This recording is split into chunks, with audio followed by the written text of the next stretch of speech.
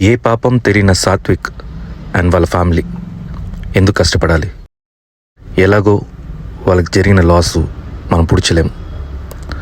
At least justice కావాలి. Justice for Sathvik. So మనందరూ కలిసి ఈ రోడ్ సేఫ్టీ అవేర్నెస్ని వాయిస్ అవుట్ చేద్దాం. Thank you. అందరికీ నమస్కారం. నేను మీ బాలాజీ. రీసెంట్గా ఒక ఇన్సిడెంట్ చాలా డిస్టర్బ్ చేసింది మైండ్లో.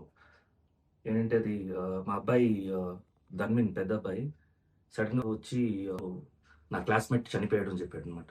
అదేంటి ఎలా అయింది అంటే రోడ్లో నుంచున్నప్పుడు ఒక ఆర్టీసీ బస్ వచ్చి గుద్దేసింది అని చెప్పాడు తను. కొంచెం బాధపడ్డాను అండ్ కొంచెం డిస్టర్బ్ కూడా అయింది. బట్ వీడియో చూసినప్పుడు ఎంత కోపం వచ్చిందంటే, ఆ అబ్బాయి పాపం పొద్దున్న తన స్కూల్కి వెళ్ళడం కోసం స్కూల్ బస్ కోసం వెయిట్ చేస్తున్నాడు కార్నర్లో, రోడ్కి పక్కన చాలా సేఫ్ ప్లేస్లోనే. అండ్ యాక్టివ్ కూడా ఉన్నాడు అండ్ ఏదో సెల్ ఫోన్లో లేకపోతే దేంట్లోనో చూసుకొని అది కాన్సన్ట్రేషన్ లేకుండా కదా కాదు.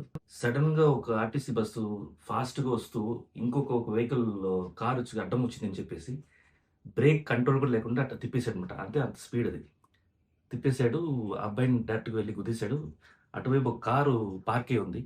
ఆ కార్కిను బస్కి సెంటర్లో వచ్చేసి ఇరుక్కుపోయాడు అనమాట ఆ ఫోర్స్లో.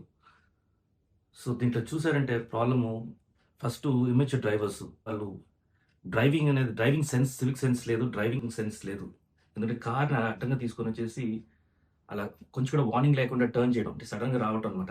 వీళ్ళ వల్ల, ఇలాంటి డ్రైవర్స్ వల్ల హైవేస్లో కానీ ఇక్కడ రోడ్స్లో కానీ చాలా యాక్సిడెంట్స్ జరుగుతాయి.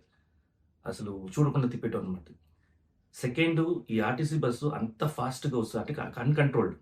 బ్రేక్ వేస్తే కంట్రోల్ అవ్వని స్పీడ్ అనమాట. అది అంత స్పీడ్గా వచ్చి కంట్రోల్ లేకుండా డైరెక్ట్గా వచ్చేసి లెఫ్ట్ తిప్పేసాడు. అబ్బాయి మీదకి వెళ్ళిపోయింది.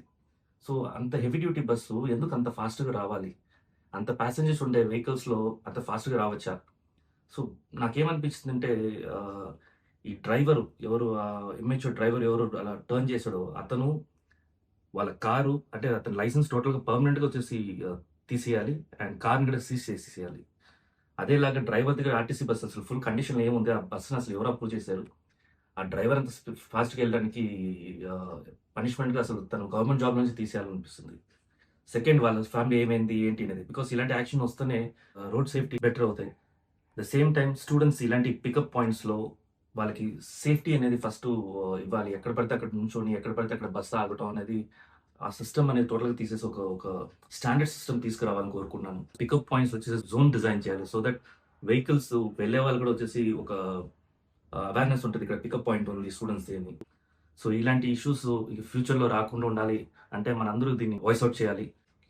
And even RTC heavy duty buses ఇలాంటివి అంతా, ఆర్టీసీ ఎస్పెషలీ 30 కిలోమీటర్స్ కంటే స్పీడు వెళ్ళకూడదు అనేది ఒకటి కట్ ఆఫ్ పెట్టేసేయాలి. సో ఇలాంటి థాట్స్ ఉన్నాయి. సో మీరు కూడా అవన్నీ షేర్ చేసుకోండి. ఫ్యూచర్లో ఇలాంటి పిల్లలకి ఏ డిస్టర్బెన్స్ రాకుండా ఉండాలని కోరుకుంటున్నాను. మనం ఇండియాలో యాక్సిడెంట్స్ ఇలాగే జరుగుతాయి, అది మనం మార్చలేము, అది ఇది చాలా మంది మాట్లాడుకుంటాం. బట్ ఈ ప్లేస్లో సంథింగ్ ఒక స్టెప్ తీస్తున్నాను నేను.